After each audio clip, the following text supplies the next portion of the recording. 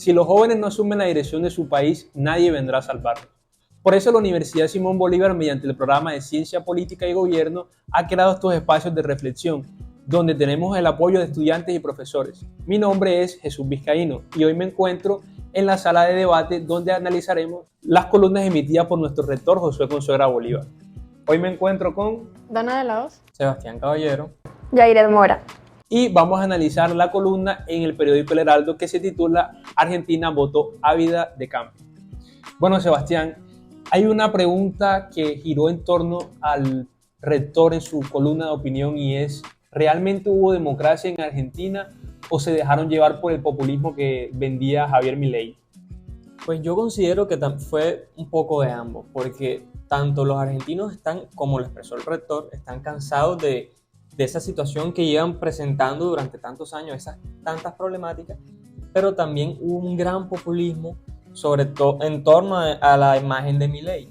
También tenemos que tener en cuenta que Milei es una figura muy controversial y en general los argentinos sí están cansados de esas situaciones que ellos están presentando, pero, o sea, quiero también escuchar las opiniones de mis compañeras.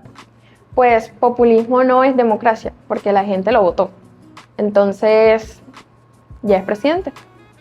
Sí, pero, por ejemplo, Dana, Massa, que era el contrincante de Milei, hay una frase que gira en torno a su campaña, es: Massa va a arreglar lo que Massa dañó. Y eso en referencia a que Massa era el ministro de Economía y cuando registra sus números son todos caóticos. Por ejemplo, el Banco Central tuvo la mayor pérdida en la historia, tuvo la mayor inflación desde que Massa está en el Ministerio de Economía. Entonces, ¿no crees que los daños causados de Massa dentro del Ministerio de Economía influyeron en que Milei tomara aún más popularidad? a las personas y más que todo a los jóvenes les gustó muchísimo por su ideología de ser libertario. Entonces pienso que por esa razón y por el hecho de que Massa también se vio que causó muchos estragos. Sí, muchos estragos, pues los jóvenes se guiaron más que todo por este candidato, por Milei. Yairet, ¿tú también consideras que Massa era la puesta en práctica de un gobierno ya corrupto, ya acabado, que si nos ponemos a analizar el pensamiento del común, la oposición es la que brinda que existan nuevos gobiernos? Entonces, ¿crees que la oposición que hizo Milei al gobierno, que hizo diversas marchas, mostró nuevas propuestas, ¿crees que eso también influyó en su victoria o todo se le atribuye al error de Massa en el Ministerio de Economía? Creo que es un poco de ambos. Si bien los argentinos ya estaban cansados de lo mismo siempre, incluso yo me tomé la tarea de investigarlo con mis propios amigos, argentinos también, y les comentaba, pero ¿qué piensan ustedes acerca del tema? Y dicen, es lo mismo de lo mismo, votar por Massa es lo mismo de lo mismo, Milei es un cambio prometedor. Siempre se presenta en todos los gobiernos, todos los países han tenido esa apuesta en cambio, pero ¿no creen, por ejemplo, Sebastián, que Milei es un atento a muchas cosas dentro de su propio país? Porque, o sea, como lo analizaba el rector en la columna, va a cumplir todas sus cosas a rajatabla. O sea, lo que él diga, así va a ser. Por ejemplo, la eliminación de múltiples ministerios o la dolarización del país. ¿Consideras que Milei tiene que hacer un consenso o él va a entrar a acabar con todas esas políticas que ya existen? Eso que tú acabas de mencionar me preocupa. ¿Por qué? Porque también tenemos que tener en cuenta, y como mismo lo dijo el rector, se estaba estipulado en la columna, él tiene muchos pensamientos de ultraderecha, son pensamientos un poco radicales. Y entrar de esa forma ya puede calificarse como autoritarismo. Y eso puede dar pie a lo que es una serie de opresiones.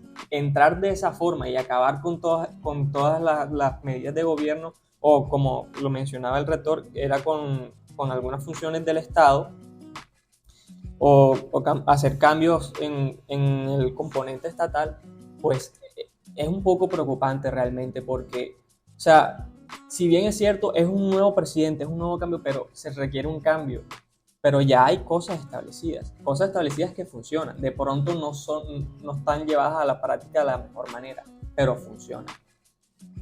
¿Tienes algo que decir? Sí, es que ¿qué se hace con lo que no sirve? Se reforma o se cambia. Los cambios no son malos. Desde mi perspectiva, los cambios no son malos.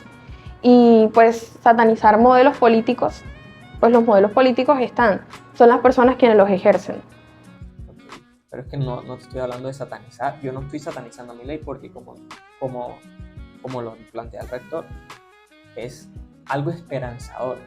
La gente tiene esperanza en Milei, pero realmente ustedes consideran que Milei sea la persona idónea para cumplir todo lo que propone, todo lo que está diciendo, teniendo en cuenta la persona que es, teniendo en cuenta que tiene un pensamiento un poco radical en algunos aspectos y que tiene esa intención, esa voluntad de cambiar tantas cosas como lo dice él. Y siguiendo la ley, ¿es posible seguir la ley de esa forma? Bueno, la verdad, desde mi punto de vista, yo creo que el desasosiego de la sociedad que buscaba un cambio, que buscaba nuevas políticas públicas dentro del Estado, es lo que hace ganar a Milei, porque es que se registran los peores números en la historia y todo lo que brinde oposición o muestre una alternativa, si analizamos el pensamiento común, cualquier persona que vea algo diferente lo va a tomar, sea bueno o sea malo. Estos fenómenos sociales influyen, pero por ejemplo, Yairet y Dana, que son mujeres, hay una política que a veces siento que es un poco autoritaria, un poco populista de Milei, que es apoyada por las personas que estuvieron en su campaña, y es eliminar el Ministerio de la Mujer o acabar con ese pensamiento feminista radical. Ustedes, por ejemplo, Dana, ¿consideran que eso es una propuesta o, como lo decía Milei, ya tuvieron ministerio pero no les sirvió nunca? Bueno, yo considero que la cuestión respecto a los ministerios no sería tanto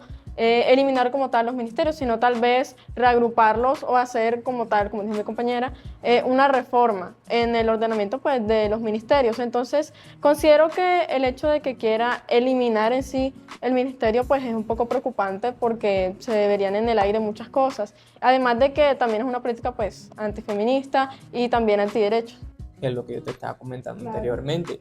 Son pensamientos radicales, dado que, como vuelvo y traigo a colación, puede dar pie a una oposición, a una opresión, sobre todo en este caso de las mujeres. No estoy diciendo con esto de que sea lo que vaya a pasar, pero es probable, tiene una alta probabilidad, ya que tenemos que tener en cuenta que Milei pues, es ultraconservador.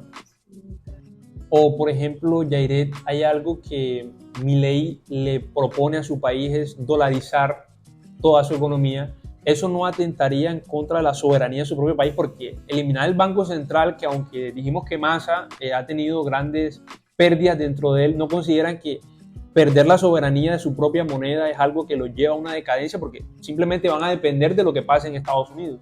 Pero igual ya están en decadencia, el peso está devaluado. Y entonces, ¿qué se hace? Él está buscando alternativas y métodos.